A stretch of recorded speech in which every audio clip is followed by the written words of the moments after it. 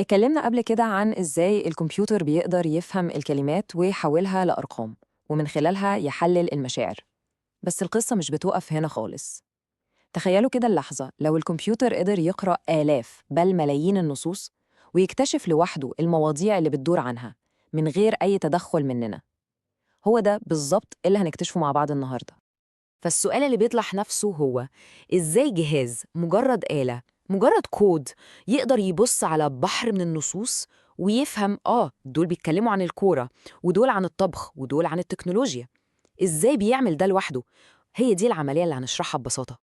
طبعاً العملية دي ليها اسم علمي شوية وهو تجميع النصوص أو text clustering. والفكرة كلها ببساطة هي إن الكمبيوتر بيفرز النصوص دي لمجموعات أو عناقيد، كل عنقود بيحتوي على نصوص شبه بعضها جداً في المعنى والموضوع.